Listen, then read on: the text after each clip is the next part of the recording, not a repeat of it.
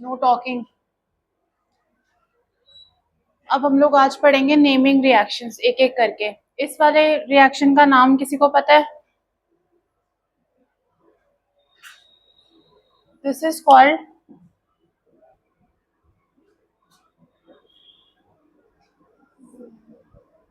Hunt-sticker reaction. इसमें क्या हो रहा है, शायद तुम्हें याद होगा पहले क्लास में जब हमने प्रिपरेशन ऑफ एल्काइल हैलाइड्स किया था तो फ्री रेडिकल सब्स्टिट्यूशन करवाया था। याद है उसमें कैसे स्टार्ट किया था हमने?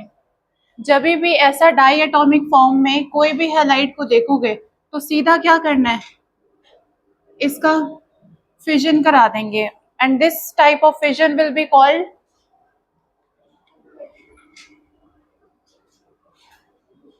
homolytic fission. Now in the first class I have told you कि जब बनेगा रेडिकल, कोई भी रेडिकल होगा हैलाइड एटम का, हैलोजन एटम का, तो वो क्या होगा, हाईली अनस्टेबल होगा। तो अगर ये this is very much highly unstable, तो what it will do is कि इस वाले कंपाउंड में से इसको भी ये रेडिकल में ही कन्वर्ट कर देगा। नाउ एज यू नो कि जितने भी हमारे पास कोवलेंट कंपाउंड होते हैं उसमें क्या होता है, शेयरिंग ऑफ इलेक्ट्रॉन्स होती है, और आयनिक में क्या होता है, ट्रांसफर ऑफ इलेक्ट्रॉन्स होता है। तो इसमें ये देखो, ये कैसा कंपाउंड है, कोवलेंट है, क्योंकि मैंने बताया था कि Ag का जो साइज होता है वो छोटा होता है, और बाकी ये तो है ही ऑर्गेनिक है, तो ये भी कोवलेंट है, और ये भी क्या है, प्रीडोमिनेंटली कोवलेंट उसको बना रहा है। तो अगर इसको भी ब्रेक करोगे, अगर हम इसको बहुत सिंपल लैंग्वेज में लिखेंगे इस वाले को, तो कैसे लिख सकते हैं, CH3 COO और Ag।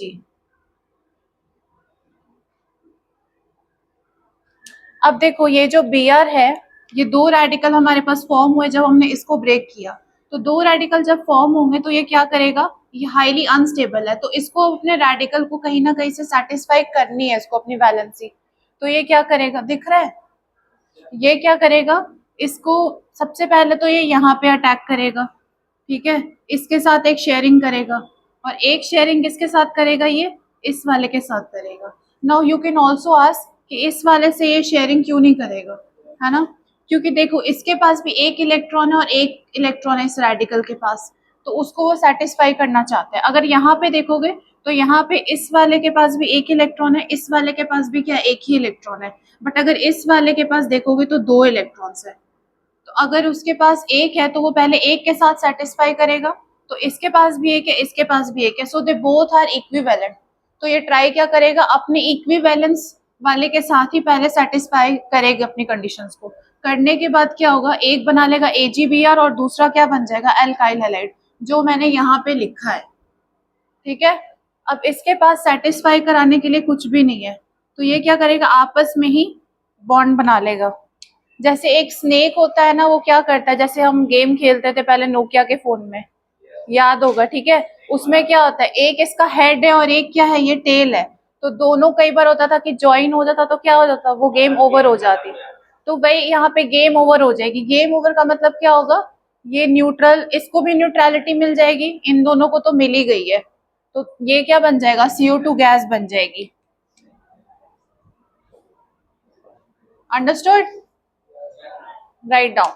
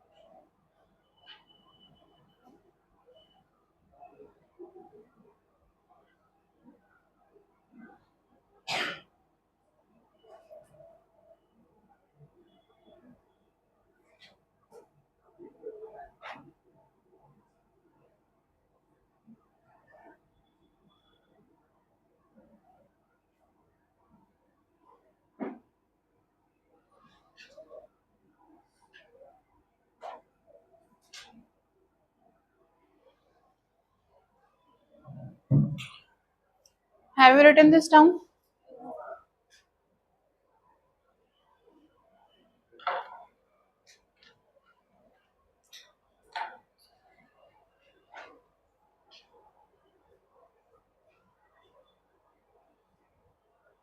ग्रिग्नार्ड रिएजेंट का मैकेनिज्म समझ में आया था? लास्ट क्लास जो टॉपिक हुआ था, बोलो आया था कि दोबारा बताना है वो?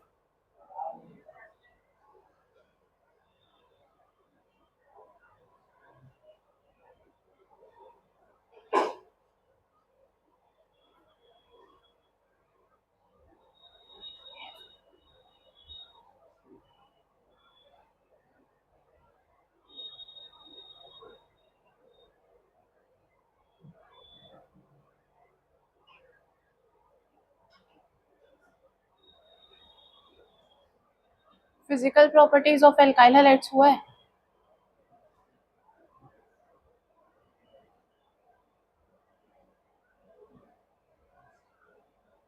बताओ, फिजिकल हुआ है प्रॉपर्टीज ऑफ एल्काइल हैलाइड्स, देख के बताओ।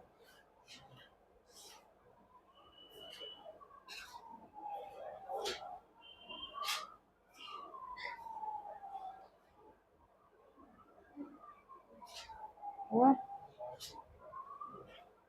This one have you written?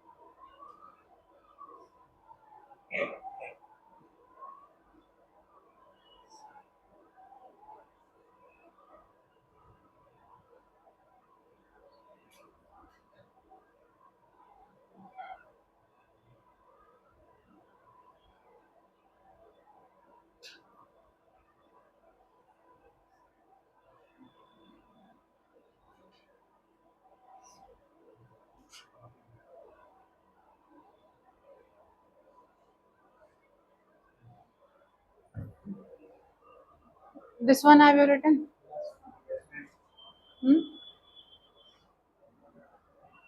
क्या हुआ, यू हैव रिटन और not?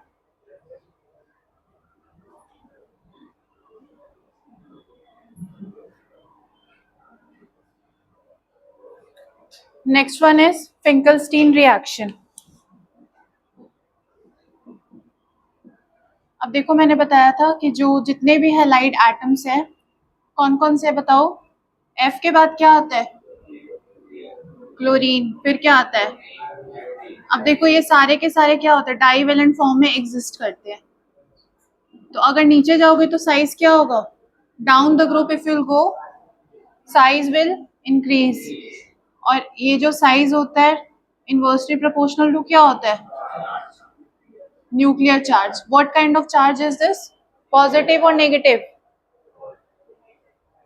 When I am saying nuclear, nuclear means इसके अंदर क्या होगा? प्रोटॉन्स हो गए और न्यूट्रॉन्स हो गए। तो इसका मतलब ये हम कौन से चार्ज की बात कर रहे हैं, पॉजिटिव चार्ज की बात कर रहे हैं। अब देखो जैसे जैसे नीचे आओगे तो एक आयोनाइजेशन एनर्जी एंथैल्पी भी पड़ा होगा, है ना। तो अब जैसे नीचे आओगे तो ये क्या होता है, आयोनाइजेशन एंथैल्पी जो होती है वो क्या होगी, डिक्रीज हो जाएगी। तो कोई भी किसी भी तरीके की एंथैल्पी होगी मोस्टली क्या होगी, down the group if you will go it will decrease. तो एक बॉन्ड डिसोसिएशन एनर्जी होती है, एंथैल्पी होती है,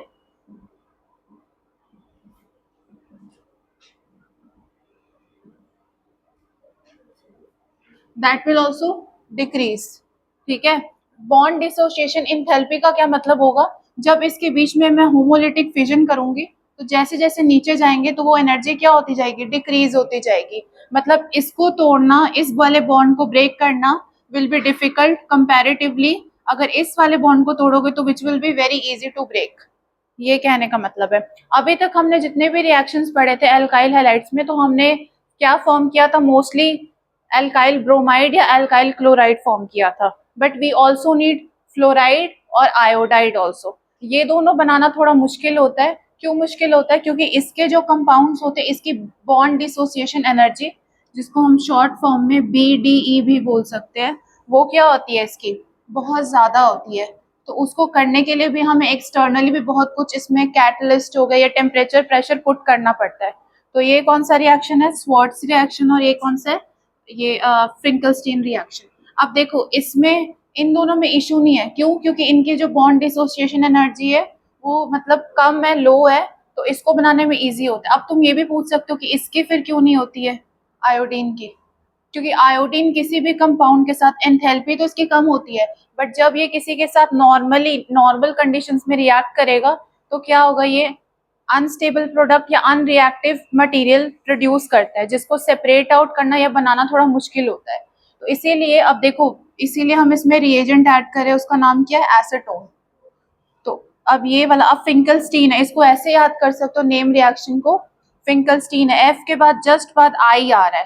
तो आई का मतलब क्या होगा, जब भी यहाँ पे बनेगा तो आयोडीन का ही कोई ना कोई कंपाउंड बनेगा। ठीक है, तो ऐसे इसको याद कर सकते हो। तो ये कुछ भी नहीं है, बस डिस्प्लेसमेंट या कह लो एक तरीके का सब्सटीट्यूशन रिएक्शन है। इसको ऐसे ब्रेक करोगे, इसको ब्रेक करोगे, इसको ब्रेक करोगे, तो क्या होगा, बस एक्सचेंज रिएक्शन है एक तरीके का। ये वाला जो एक्स है कोई ना कोई हैलाइड है, ये एक्स Na के साथ आ जाएगा, और ये जो आयोडीन आयन है ये इसके साथ आ जाएगा। बस ये सिंपल सा एक्सचेंज रिएक्शन है। उसके बाद वाला जो स्वार्ट्ज रिएक्शन है, इसमें हमेशा क्या बनेगा, फ्लोराइड आयन का कंपाउंड बनेगा।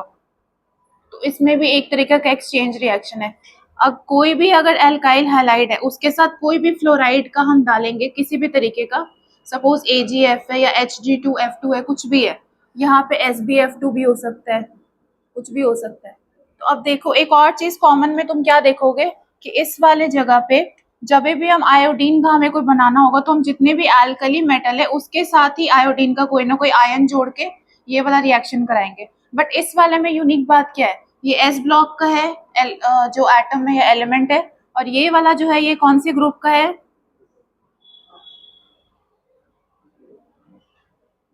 डी ब्लॉक के मेटल्स है ये सारे के सारे। और इनका हमने लास्ट टाइम में एम्बीडियन न्यूक्लियोफाइल पढ़ा था, उसमें कौन सा न्यूक्लियोफाइल था, AgCN था, और NaCN या KCN था। तो उसमें फर्क क्यों आ रहा था, NaCN और KCN क्या थे, वो अल्कली मेटल्स थे, इसलिए उनकी प्रॉपर्टीज क्या थी, सिमिलर थी। बट जब हमने AgCN यूज किया था या AgNO2 यूज किया था तो क्या हो गया था, AgCN यूज किया था, उसका साइज क्या होता है, कम होता है, क्योंकि ये कौन से मेटल होते हैं, डी ब्लॉक के मेटल्स होते हैं। ठीक है, तो इस वाले में याद रखना मोस्टली डी ब्लॉक के होते हैं और इसमें अल्कली मेटल्स वाले यूज होते हैं। Have you written this down, this one you write.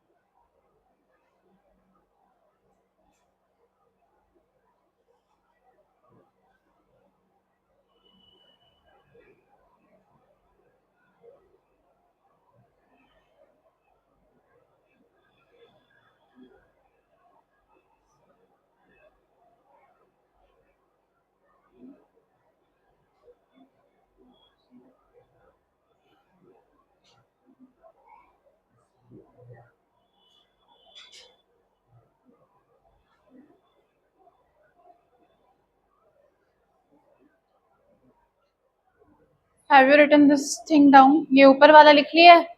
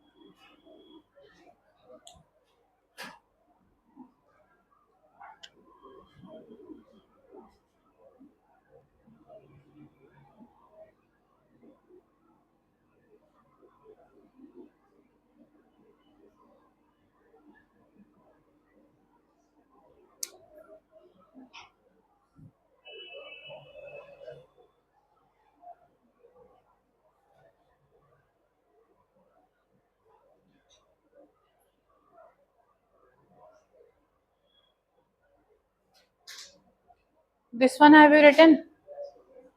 Everyone?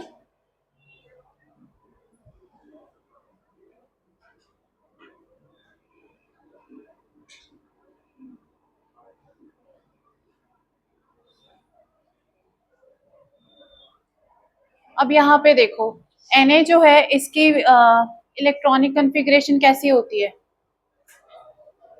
Simply when you will go back to class 9 and 10, how will you write the electronic configuration of Na atom? Na is sodium.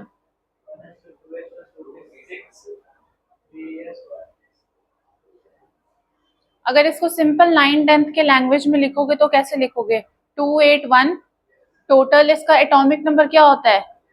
11, तो electrons कितने होंगे? 11 होंगे इसके। तो अगर simple, अभी हम just simple हम S1 S2 में नहीं जा रहे अभी, क्योंकि हमारा काम इससे ही हो जाएगा। 281, ठीक है। तो अब देखो इसके पास एक इलेक्ट्रॉन है एक्स्ट्रा, जिसको कि वो क्या करेगा, किसी को डोनेट करके खुद क्या हो जाएगा, स्टेबल हो जाएगा या ऑक्टेट में चला जाएगा। अब ये देखो, अब ये सिंपली देखो ये क्या है, ये एक शेयरिंग ऑफ इलेक्ट्रॉन्स यहाँ पे है। अब यहाँ पे भी सेम चीज ही है, तो वो हम डबल डबल 2 टाइम्स कर रहे हैं इस वाले रिएक्शन में, ठीक है। इसमें क्या होता है, कपलिंग रिएक्शन है। जैसे इसमें देख ही रहे हो कि शुरू में क्या है, ये सपोज शुरू में यहाँ पे इथेन रहा होगा या इथाइल ब्रोमाइड कुछ रहा होगा, इथाइल ग्रुप है ये। एंड ऑफ द रिएक्शन में ये क्या बन जाएगा, ब्यूटेन। मतलब ये डबलिंग हो रही है या कपलिंग हो रही है, कुछ भी ऐसा कह सकते हो। सपोज यहाँ पे मैंने शुरू में प्रोपाइल लिया, तो बाद में एंड में क्या हो जाएगा, प्रोपाइल मतलब 3 है, 3 का डबल क्या होगा, 6, तो 6 का क्या होता है पेरेंट चेन, हेक्सेन। तो यहाँ पे क्या आ जाएगा अगर प्रोपाइल हुआ तो, नाउ सपोज ये मिथाइल ग्रुप है, तो यहाँ पे क्या हो जाएगा, इथेन। 1 into 2 करना है बस, ठीक है। अब इसका मैकेनिज्म देखोगे तो कैसे होगा। अब Na जो है इसकी एफिनिटी कैसी है, इसकी एफिनिटी ये है कि ये एक आयनिक बॉन्ड बना करके electrostatic force of attraction generate करेगा। और कैसा बॉन्ड बना लेगा, आयनिक बॉन्ड बनाना चाहता है हैलाइड के साथ हमेशा, तो ये इसको एक्सट्रैक्ट करेगा, ठीक है। अब इसके पास एक इलेक्ट्रॉन है, तो ये या तो अपना शेयरिंग करके इसको सेटिस्फाई करेगा अपनी इलेक्ट्रॉनिक कॉन्फ़िगरेशन को, या फिर क्या करेगा, Na से इलेक्ट्रॉन ले करके अपने आप को क्या करेगा, सेटिस्फाई करेगा। बोथ द वेज इस वाले को अपनी सेटिस्फेक्शन चाहिए, तो अभी भी ये सेटिस्फाई हो रहा है, बट इसके साथ ये ज्यादा सेटिस्फाई होगा Na के साथ। तो क्या हो जाएगा, Na अपना इलेक्ट्रॉन इसको डोनेट कर देगा। तो अब इसके पास 2 इलेक्ट्रॉन्स हो जाएंगे लास्ट में, और ये इसका भी ऑक्टेट कंप्लीट हो जाएगा और इसका भी ऑक्टेट कंप्लीट हो जाएगा। तो वही हमारे पास आ रहा है। तो अब हम 2 टाइम सेम चीज ही करें, जो हम यहाँ करें वही चीज हम यहाँ पे भी करें, वही हमारे पास यहाँ पे आ रहा है, ठीक है। अब इस वाले ने अपनी सेटिस्फाई कर ली इस वाले हैलाइड के साथ, ये वाला इस वाले के साथ चला जाएगा। बाकी क्या बच गया, ये R बच गया रेडिकल और ये R बच गया रेडिकल। अब ये भी आपस में क्या करेंगे, हेड और टेल को ज्वाइन करके एक कोवलेंट बॉन्ड बना लेंगे, which will be known as higher order alkane. Understood? तो इसमें जब भी हाई ऑर्डर कंपाउंड्स बनाने, सपोज तुमने शुरू किया है यहाँ पे, जैसे सपोज मैंने 2 कार्बन एटम से शुरू किया है, एंड ऑफ द डे मेरे पास 4 आ रहे हैं, 3 से शुरू करी हो तो 6 आ रहे हैं, 4 से शुरू करूंगी 8 आएंगे। मतलब हमेशा ये क्या हो रहा है, नंबर ऑफ कार्बन एटम्स को इंक्रीज कराने में हमें हेल्प कर रहा है। इसीलिए इसको क्या बोलते हैं, कपलिंग रिएक्शन। कपलिंग रिएक्शन में दूसरा इसको क्या बोलते हैं, रीअरेंजमेंट रिएक्शन। रीअरेंजमेंट क्यों हो रही है, क्योंकि ऑलरेडी अपने अपने आपस में सेटिस्फाइड है, बट स्टिल हम इसको रीअरेंज करके फिर से इसको कुछ ना कुछ स्टेबल कंपाउंड में ही जनरेट कर रहे हैं। ठीक है, लिखो इसको।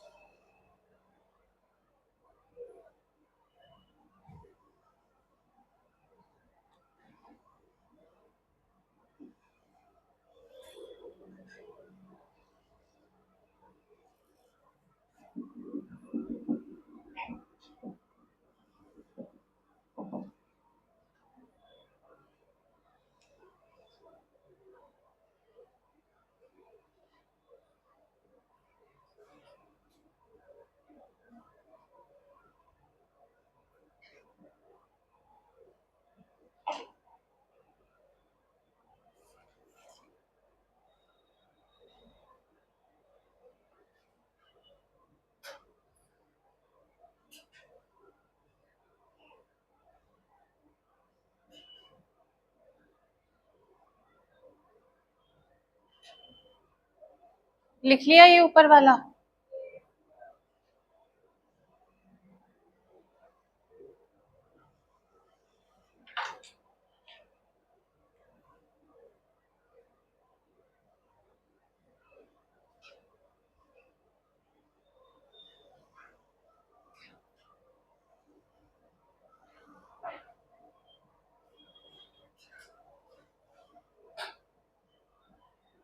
अब ये बताओ सिंपल फॉर्मूला ऑफ हेक्सेन या फिर बेंजीन क्या होता है। सिंपलेस्ट फॉर्मूला अगर लिखना होगा, स्ट्रक्चरल नहीं, जस्ट सिंपल, C6H6 लिखोगे। अब जैसे हम शुरू में फर्स्ट क्लास में पढ़ा होगा 11th में, CH4 क्या होता है, मीथेन। अगर उसमें से एक H निकाल दोगे तो क्या हो जाएगा, CH3। उसको क्या हम बोलते हैं, एल्काइल ग्रुप, मतलब मिथाइल हो जाएगा।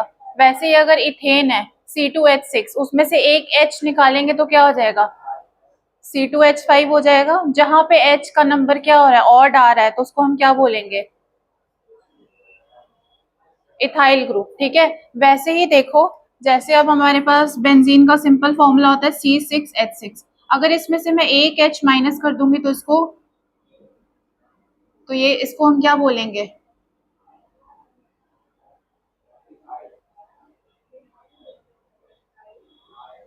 फिनाइल।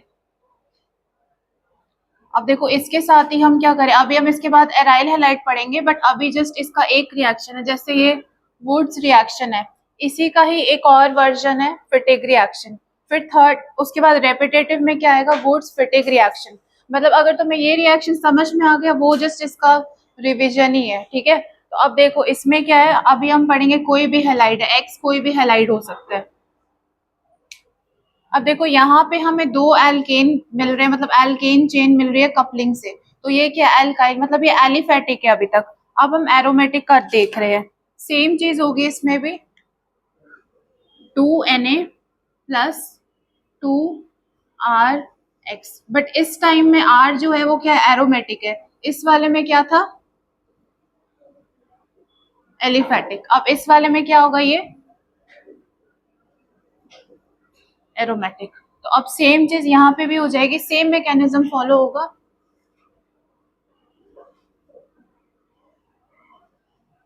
सपोज जैसे हमारे पास यहाँ पे 2Na है, अगर मैं इसको स्ट्रक्चर वाइज लिखूंगी,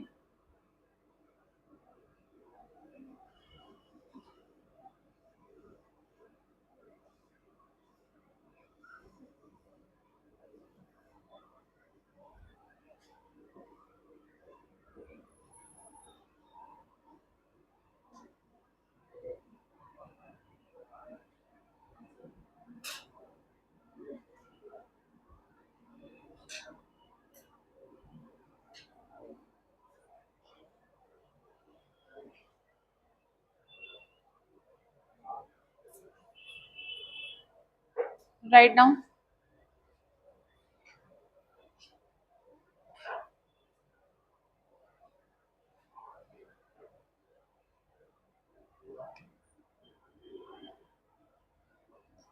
इस वाले को हम आर बोल रहे हैं और इस वाले को बोल रहे हैं आर डैश। अब वुड्स रिएक्शन है, फिटिक रिएक्शन है। इसके बाद जो लास्ट रिएक्शन पढ़ेंगे वो है वुड्स फिटिक रिएक्शन। उसमें क्या लगता है क्या होगा? हाँ,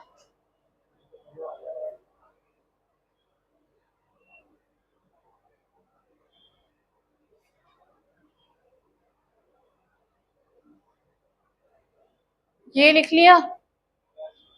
ऊपर वाला हैव यू रिटन?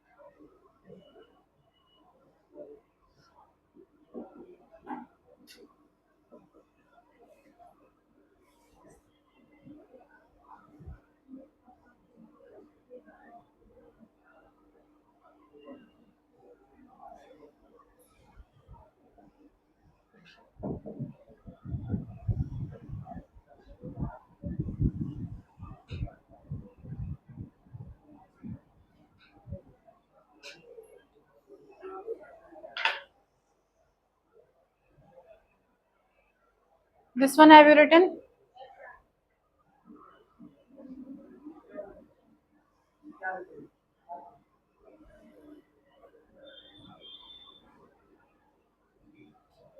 अब देखो जितने भी ये तीन रिएक्शन है सिमिलर है।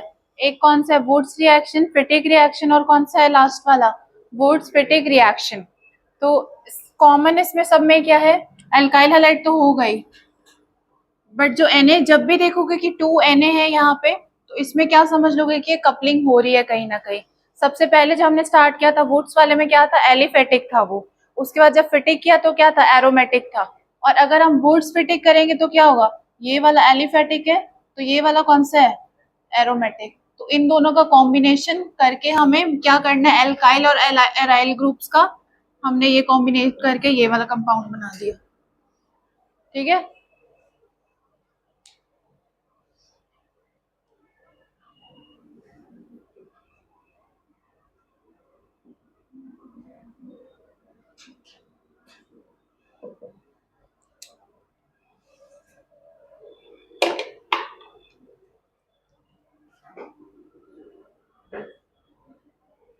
केमिकल प्रॉपर्टीज में लास्ट टाइम हमने शुरू किया था ग्रिग्नार्ड से पहले सब्स्टिट्यूशन रिएक्शन। उसमें कौन कौन से रिएक्शंस पढ़े थे?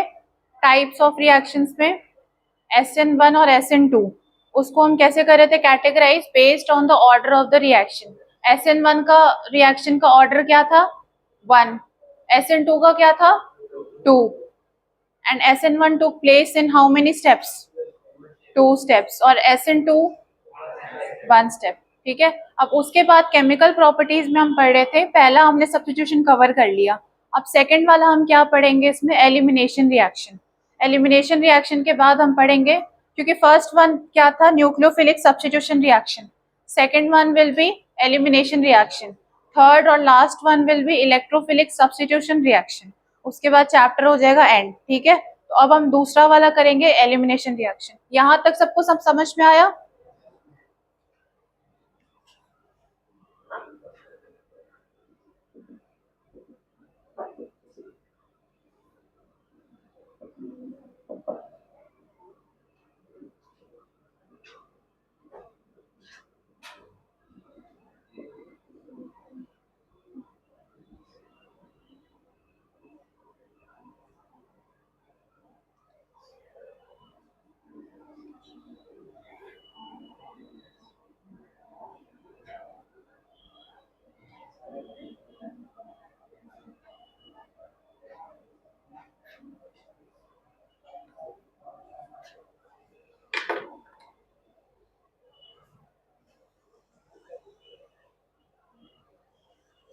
This one have you written?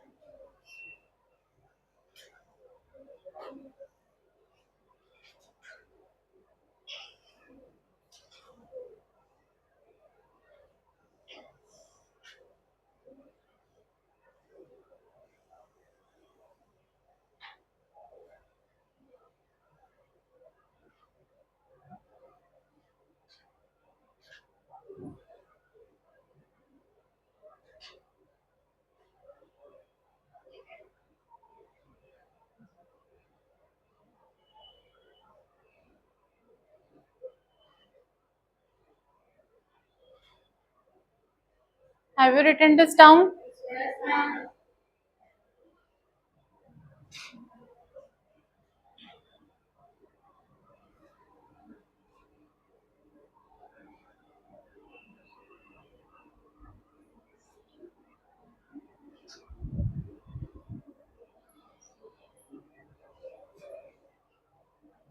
अब यहाँ पे देखो इसकी एडवांसमेंट कैसे हो सकती है। अब जहाँ पे भी देखोगे कि ये चीज है, अल्कोहलिक होगा एक जगह और एक जगह एसिडिफाइड होगा। तो अब ये मत सोचना कि अल्कोहलिक और एसिडिफाइड सेम होता है। अगर अल्कोहलिक होगा तो यहाँ पे क्या हो जाएगा, एलिमिनेशन रिएक्शन होगी।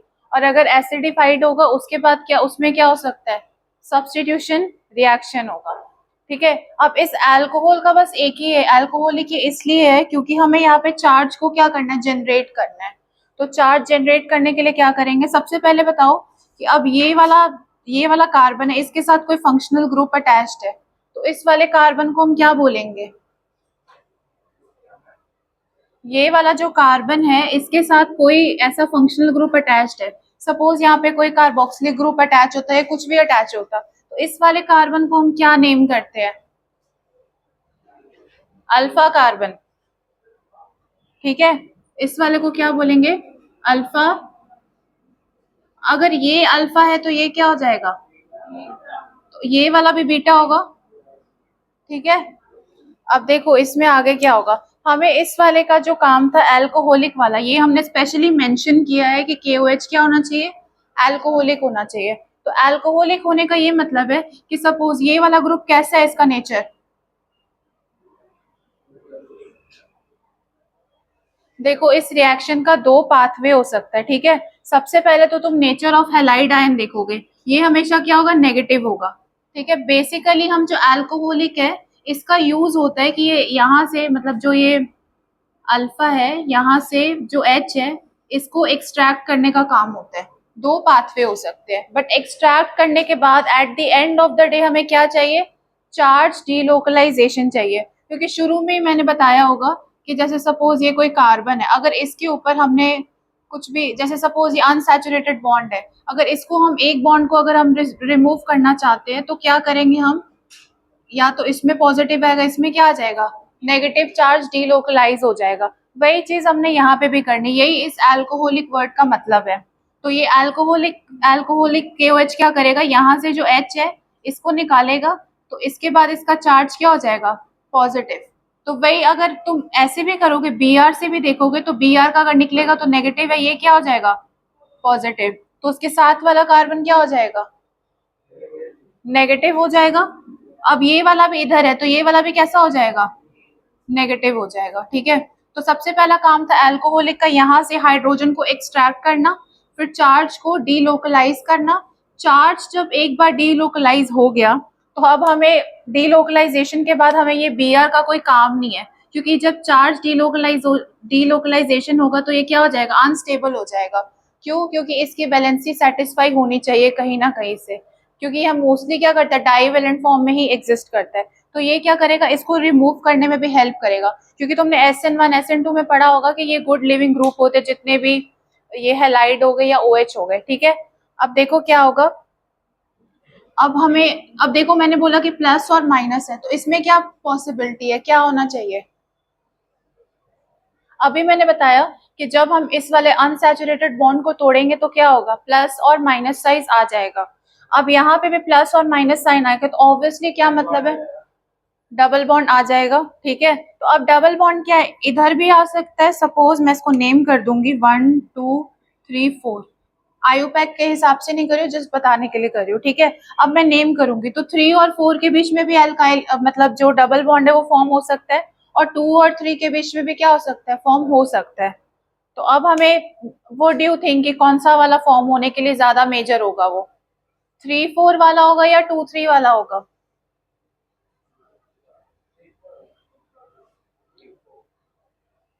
देखो मैं लिख रही हूँ, फिर तुम बताना।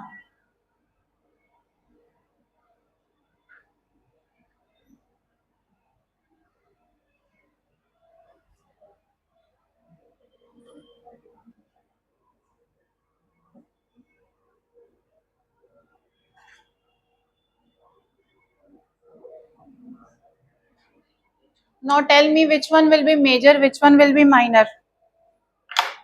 सेट रूल पढ़ा है जनरल ऑर्गेनिक केमिस्ट्री में।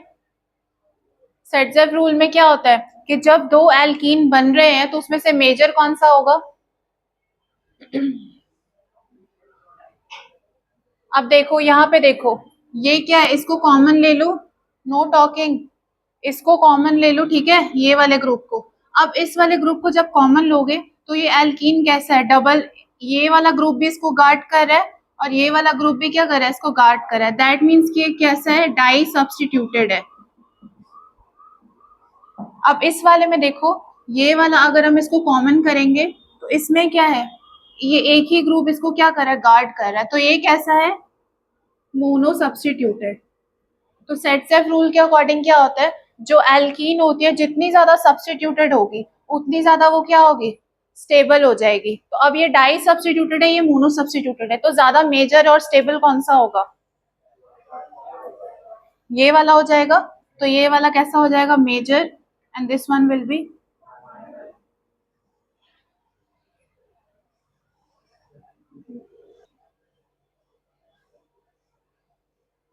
Right this down.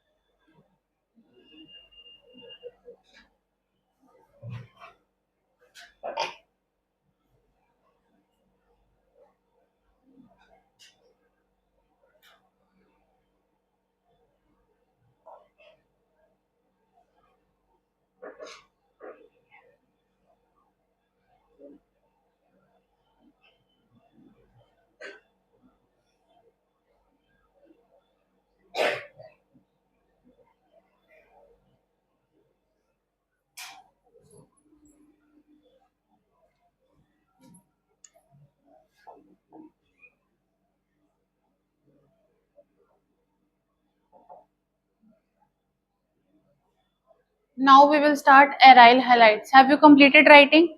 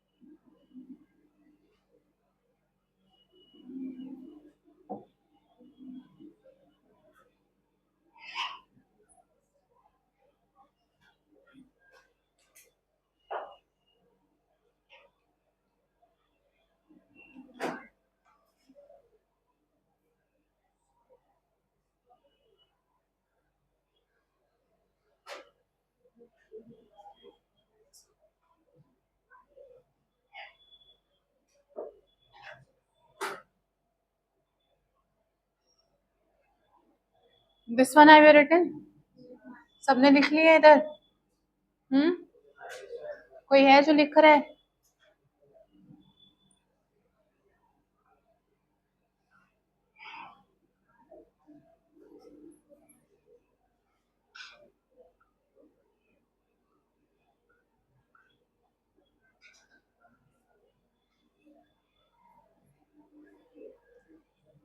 अब देखो, फर्स्ट क्लास में हमने स्टार्ट किया था जब प्रेपरेशन ऑफ एल्काइल हैलाइड्स, तो सबसे पहले हमने क्या किया था?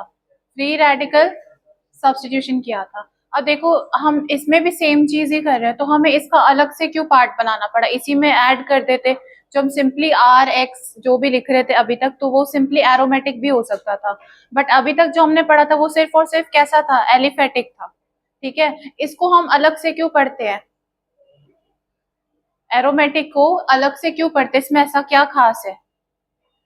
सबसे पहले जब हम जो बेंजीन का डीलोकलाइजेशन या रेजोनेटिंग स्ट्रक्चर्स बनाएंगे, तो कितने स्ट्रक्चर्स आते हैं उसके? 5। तो उसमें जो गवर्निंग रूल होता है वो क्या होता है, या गवर्निंग फैक्टर होता है वो क्या होगा? रेजोनेंस होगा या फिर डीलोकलाइजेशन ऑफ इलेक्ट्रॉन्स होगा। जिसके वजह से क्या होगा? सपोज जैसे अगर मैं सिंपल कोई स्ट्रक्चर बनाऊंगी इसका, एराइल हैलाइड का, तो ये कैसा हो जाएगा ये? अब इसके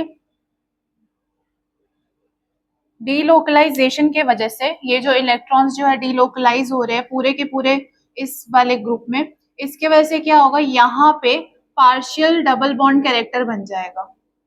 ठीक है, पार्शियल डबल बॉन्ड कैरेक्टर के वजह से सबसे पहले तो रेजोनेंस स्टेबलाइज्ड है ये। सेकेंड रीजन क्या है इसमें? कि इसमें जो है डबल बॉन्ड कैरेक्टर आएगा, पार्शियल डबल बॉन्ड कैरेक्टर होगा।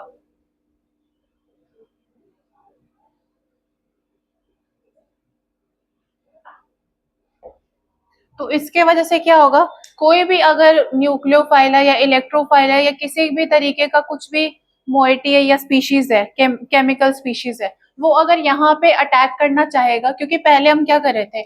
इस वाले बॉन्ड को तोड़ रहे थे, इसको पॉजिटिव और इसको क्या दे रहे थे? नेगेटिव दे रहे थे, जब हम एलिफेटिक में बात कर रहे थे।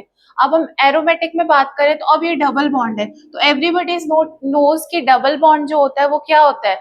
ज्यादा स्टेबल होता है as compared to single bond. क्यों? क्योंकि इसकी बॉन्ड लेंथ क्या होती है? बॉन्ड लेंथ कम होती है। बॉन्ड लेंथ जितनी कम होगी उतना ज्यादा क्या होगा? बॉन्ड बहुत ज्यादा स्टेबल होगा, उसको ब्रेक करने के लिए बहुत ज्यादा क्या होगा? इंथैल्पी की जरूरत पड़ेगी। तो ऑब्वियसली ये बहुत ज्यादा इसमें एनर्जी लगेगी, इसलिए इसका जो रिएक्शन मैकेनिज्म आगे पढ़ोगे अलग अलग होगा। अब जैसे हमने फर्स्ट क्लास में पढ़ा था इसमें, वैसे ही इसमें भी करेंगे। ये क्या है? Cl है। अब इसके बीच में क्या हो जाएगा? होमोलिटिक फिजन हो जाएगा। अब ये क्या बन जाएगा? रेडिकल में कन्वर्ट हो जाएगा, दो रेडिकल्स बन जाएंगे। अब अभी तक तुम्हें ये समझ में आ गया होगा कि ये कैसा है, इसका नेचर स्टेबल है कि अनस्टेबल है? हाईली अनस्टेबल है। तो अब ये क्या करेगा? खुद तो ये अनस्टेबल है, तो अब इसको सेटिस्फेक्शन चाहिए न्यूट्रलिटी गेन करने के लिए, तो ये क्या करेगा? इसको डिस्टर्ब करेगा। क्योंकि इस वाले एरोमेटिक जो ये वाला एराइल ग्रुप है, इसमें या फेनाइल ग्रुप है जो भी है, इसको वो डिस्टर्ब नहीं कर सकता, क्योंकि ये हाईली क्या है? रेजोनेंस स्टेबलाइज्ड है। तो अभी तक देखो मैं CH3 की बात कर रही हूँ, मैंने कोई हेलाइड नहीं अभी तक डाला। तो अभी ये क्या करेगा? इसको, ये खुद तो डिस्टर्ब है, तो ये क्या करेगा? इसको भी अनस्टेबल कर देगा। इसको भी क्या कर देगा? इसमें से एक H लेगा और अपने आप को सेटिस्फाई करेगा और एक Cl क्या होगा, इसके साथ जाकर के अटैच हो जाएगा। तो पहले स्टेप में क्या होगा, CH2Cl। नेक्स्ट वाले में क्या होगा, हाइड्रोजन रिमूव करेगा और क्या करेगा, अपने आप को ऐड करता चला जाएगा।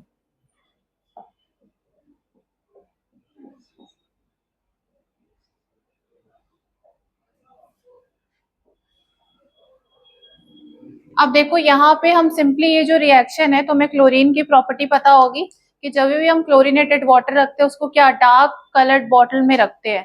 क्यों, क्योंकि उसको अगर डायरेक्ट सनलाइट के कांटेक्ट में रख दोगे तो वो डिसोसिएट हो जाएगा एंड यू नो कि उसके जो रेडिकल्स फॉर्म होते हैं वो हाईली अनस्टेबल होते हैं, इसीलिए उसको कलर्ड बॉटल में रखते हैं। अब पहले ही क्लास में मैंने ये बताया था कि ये वाला जो है ये सिंपल सोर्स ऑफ एनर्जी है, इसको हम हर जगह यूज करते हैं, इवन सोलर सेल्स में या सोलर इलेक्ट्रिसिटी में भी हम इसको यूज करते हैं।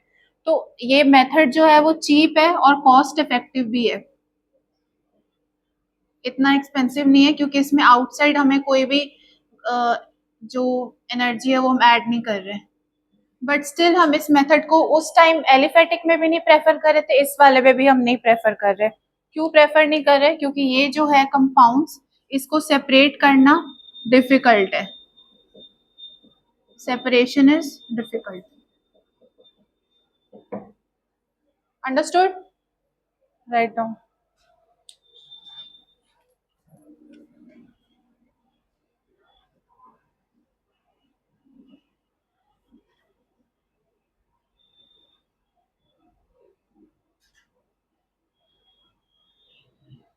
एक और चीज है, जितनी ज्यादा, जैसे एलाइलिक पढ़ा था हमने लास्ट टाइम में, है ना, एलाइलिक और विनाइलिक भी पढ़ा था हमने, जो कंपाउंड्स होते हैं उसके।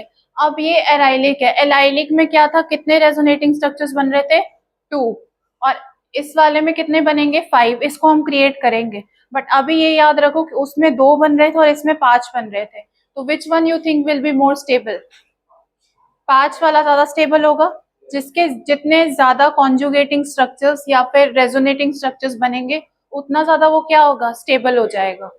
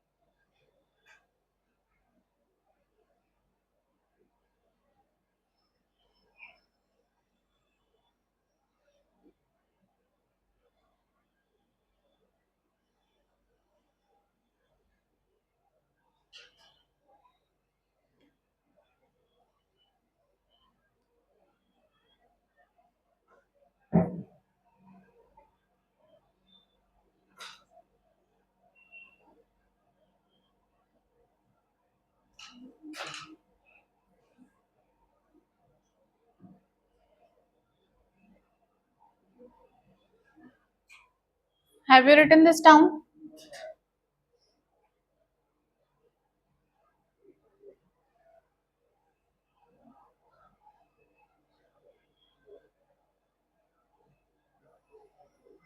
एक बार सिंपल जीयूसी पढ़ी थी ना 11th में, इसके रेजोनेटिंग स्ट्रक्चर्स जो बनेंगे वो पहले देख के आना. We will also draw in next class, but you see first. Just देख के आना है, पढ़ के भी नहीं आना है, बस देखना है उसको.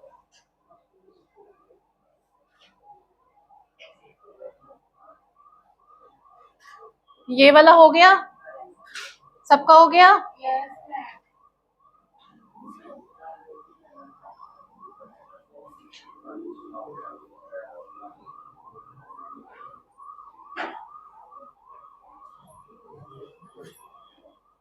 अब देखो इस वाले रिएक्शन में क्या हो रहा है, सब्स्टिट्यूशन हो रही है. सिर्फ सिंपल लिसन एवरीवन, इस वाले रिएक्शन में ये इस वाले को क्या बोलते हैं, ये अल्कोहल ग्रुप है. और जस्ट बिकॉज ये क्या है, इसके साथ है, ये फिनाइल ग्रुप के साथ है, तो इसको हम क्या बोल रहे हैं, फिनॉल.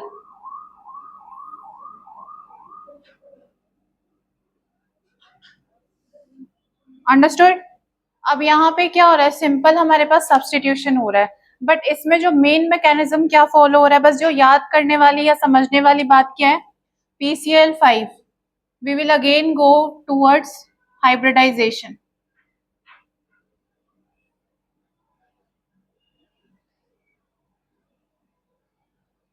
अब बताओ इसमें कौन कौन से अलग अलग से बॉन्ड होते हैं, दो तरीके के बॉन्ड होते हैं.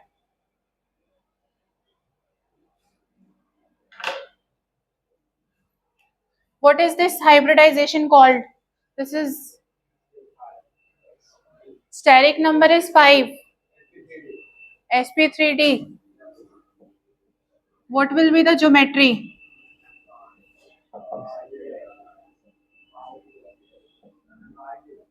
Steric number is 5. What will be the geometry? Who is saying tetrahedral? What will be the geometry?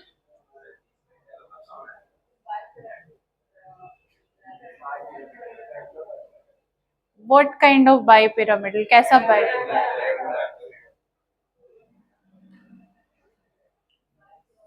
अब देखो इस वाले में क्या होगा, लिसन, इस वाले में, हाँ,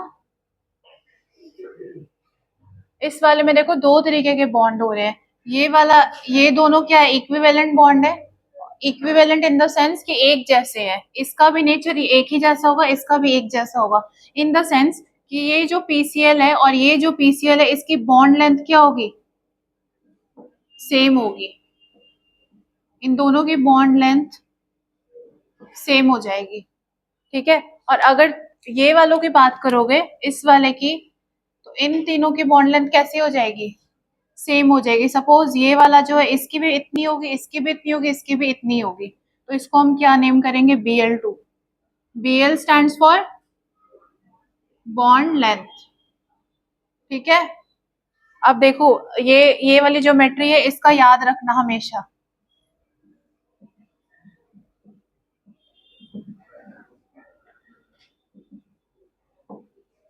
इसको क्रैम नहीं करना, रटना नहीं है, समझो इसको कैसे होता है. ये टेट्राहेड्रल पता है कैसा दिखता है,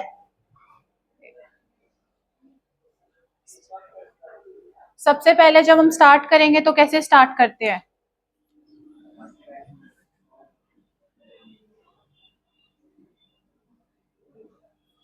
SP से स्टार्ट करते हैं, उसके बाद भी होता हो. ठीक है. अभी देखो इसके वाले की शेप कैसी होगी, लीनियर. लीनियर, और इसका एग्जांपल क्या हो जाएगा, CO2.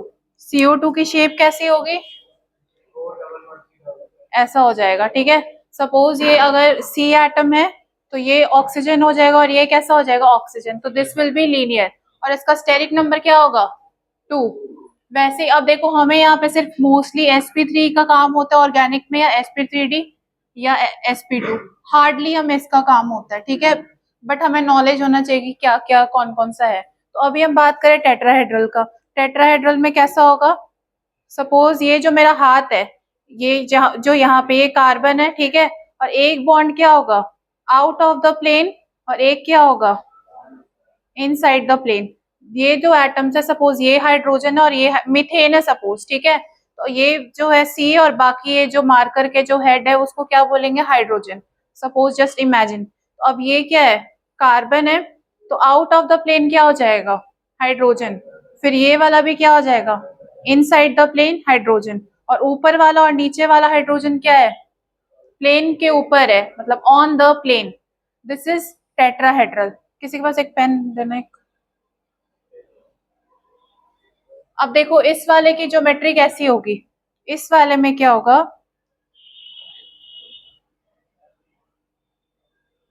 जस्ट पहले ये याद रखो, ये पेन ले लो। अब इसको हम क्या बोल रहे हैं, जैसे अब यहाँ पे देखो sp2 में जैसे bf3 है, तो bf3 का स्ट्रक्चर कैसा होगा,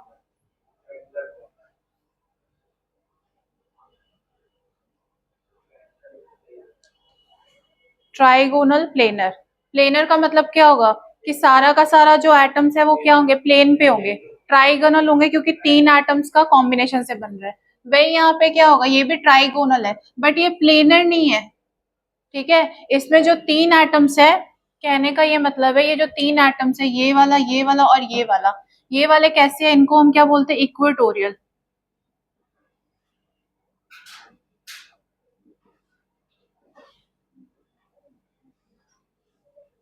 और ये वाले जो है इसको हम बोलते हैं एक्सियल, ये और ये भी एक्सियल होंगे, और ये वाला इक्वेटोरियल होगा, ये भी इक्वेटोरियल होगा, ये भी इक्वेटोरियल होगा। तो बस यहाँ पे हमें क्या काम है, ये जो यहाँ पे Cl आया वो कहाँ से आया, वो हम यहाँ पे जो Cl सब्सटीट्यूट हो रहा है वो कहाँ से आएगा, ये जो एक्सियल बॉन्ड होते हैं ये क्या होते हैं, लॉन्गेस्ट बॉन्ड होते हैं दोनों में। अगर कंपेयर करोगे एक्सियल और इक्वेटोरियल में तो क्या होगा, एक्सियल बॉन्ड जो होते हैं वो लॉन्गर बॉन्ड्स होते हैं। अब मैंने अभी थोड़ी देर पहले बताया था कि जितने ज्यादा शॉर्ट बॉन्ड्स होंगे वो क्या होगा, जितनी बॉन्ड लेंथ कम होगी वो क्या होगा, उतना ज्यादा स्ट्रॉन्ग बॉन्ड होगा। अब ये जो बॉन्ड है लॉन्ग है तो क्या हो जाएगा, ये कम होगा। तो अब सबसे पहले अगर हमें Cl इस पूरे कंपाउंड में से निकालना होगा तो हम कहाँ से निकालेंगे, या तो यहाँ से निकालेंगे, कहाँ से निकालेंगे, यहाँ से निकालेंगे। तो ये वाला जो Cl है वो कहाँ से आ रहा है, एक्सियल वाले से आ रहा है, बस ये बात है यहाँ पे, write it down.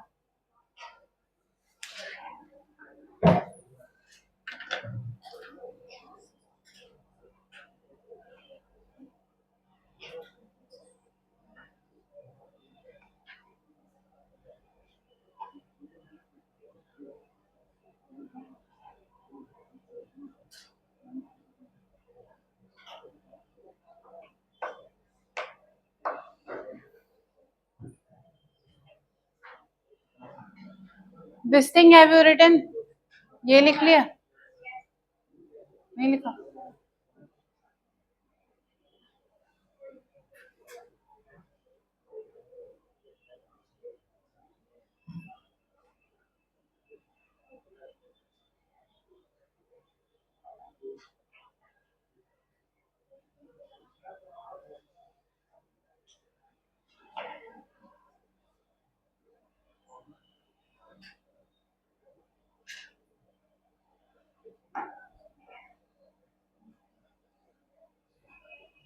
Have you written this down,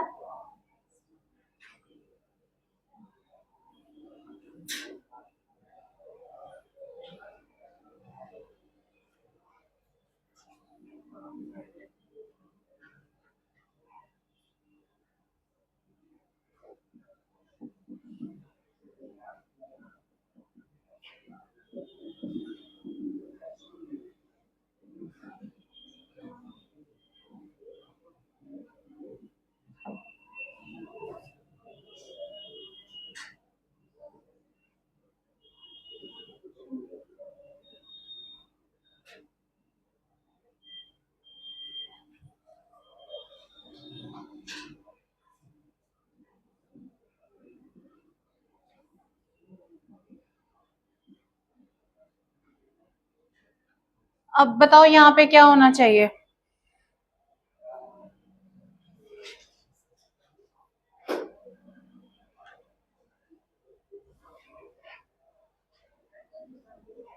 अब मैंने क्या बोला था कि जब भी Cl2 देखोगे तो क्या करोगे, ब्रेक कर दोगे रेडिकल में। बट यहाँ पे देखो एक और चीज यूनिक है, ये क्या है, डार्क। उस टाइम हमने क्या लिखा था, एच म्यू। एच म्यू का मतलब क्या था, हम सनलाइट के प्रेजेंस में ये रिएक्शन करवा रहे थे जो फ्री रेडिकल सब्स्टिट्यूशन था। बट अब हम इसको क्या कर रहे हैं, डार्क में। तो मैंने पहले ही बोला था कि अगर इसको डार्क में रखोगे तो ये क्या करेगा, डिसोसिएट नहीं करेगा, but only in the presence of high beam of electrons और high beam of high energy या सनलाइट के प्रेजेंस में क्या होगा, डिसोसिएट होगा। तो अब ये क्या होगा, डिसोसिएट नहीं होगा। और ये वाला जो हम यहाँ पे कैटलिस्ट डाल रहे हैं, इसको हम क्या कर रहे हैं, टेम्परेचर। टेम्परेचर यहाँ पे देखो हम क्या कर रहे हैं, हाई रख रहे हैं बहुत ज्यादा। अब ये वाला जो है इसका नेचर कैसा है, ये इलेक्ट्रोफाइल्स है, ठीक है। इलेक्ट्रोफाइल्स में क्या होता है, इलेक्ट्रॉन ज्यादा होते हैं कि कम होते हैं। इलेक्ट्रोफाइल्स का मतलब होता है, फाइल का मतलब होता है कहीं भी देखोगे लविंग। इलेक्ट्रो का मतलब क्या होगा, इलेक्ट्रॉन। Electron loving species. तो इलेक्ट्रॉन लविंग स्पीशीज है मतलब वो चाहेगा कि उसको और ज्यादा इलेक्ट्रॉन्स मिल जाए। तो उसको अब suppose a person is here जो कि पुअर है, जिसके पास पैसे कम है, तो वो क्या करेगा, उसको होगा कि मेरे पास और पैसे आए, क्योंकि ऑलरेडी उसके पास पैसे क्या कम है। तो वैसे इलेक्ट्रोफाइल्स है, ये इलेक्ट्रॉन डिफिशिएंट स्पीशीज होते हैं। तो इसके पास क्या इलेक्ट्रॉन्स ऑलरेडी कम है, तो ये चाहेगा कि इसके पास इलेक्ट्रॉन्स क्या हो गए, आएंगे। अब देखो यहाँ से नेम से ही पता चलेगा, इलेक्ट्रोफिलिक सब्स्टिट्यूशन रिएक्शन। तो इलेक्ट्रोफाइल यहाँ पे क्या है, ये वाला है। अब यहाँ पे सब्स्टिट्यूशन होगा।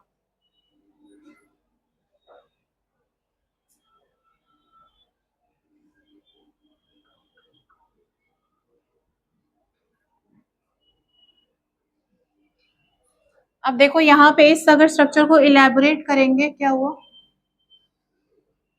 इस वाले स्ट्रक्चर को अगर इलेबोरेट करेंगे तो क्या होगा, यहाँ पे हर जगह पे एच लगे होंगे, ठीक है। तो अब ये वाला जो है ये क्या करेगा, यहाँ से H को एक जगह से रिमूव कर देगा, और Cl जबकि यहाँ पे डिसोसिएट नहीं हो रहा है, तो ये जस्ट एक सिंपल आयन में कन्वर्ट होगा।